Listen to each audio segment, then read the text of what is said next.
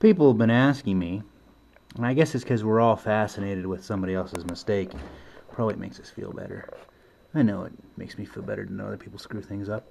But when I lowered that Dado set and hit the table saw, what precisely happened? And see, the thing is, that Dado set is just a whisper bigger than 10-inch. And the saw? Well, it isn't. And so when the blade carriage was all the way down, the stacked Dado set hit there. Now it is, well, it just says tool. I don't see a maker's mark on it. And it's a used set, and there's a burn mark. I didn't do that, but it was done before me. Nice set. It's possibly just a whisper dull, but it's what I could afford. And so here are the fly cutters.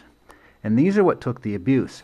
The carbide teeth here, you know, they're fine.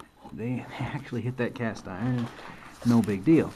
Now these cutters, on the other hand, are a much bigger deal, because as they came whipping around, they hit it twice, and they end up slamming into it so very, very hard. The two cheek plates that I was using both came out of it okay. There is, if I can get it, there's a small chip on the edge of that, but it's usable, and it's all fine. This bad boy, on the other hand, took a real beating. And this is the big one. And so you can see where it lost a huge chunk of carbide off the side. Both of the edges are flattened, and the back side is chipped. Where do I get it? Right there. Back side is chipped, and you can see a crack right there, which probably means it'll spit. This side survived. It probably means it's going to spit that carbide tooth here in a bit.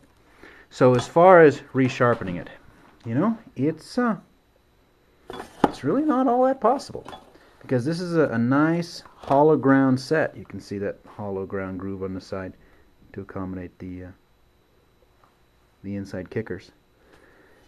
And it's all, if I sharpen that, or rather if I have it sharpened, if I have that tooth replaced,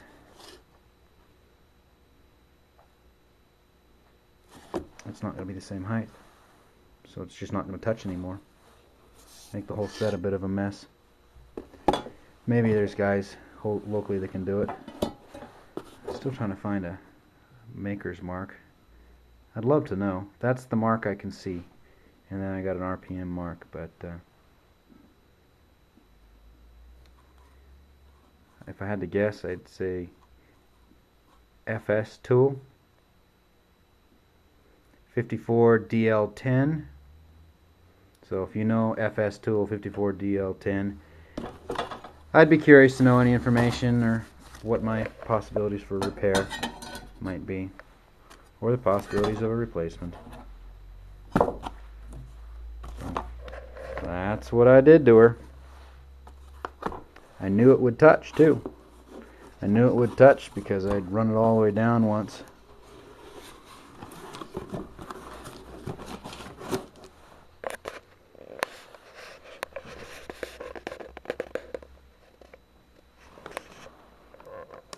Right there. That's what it hit.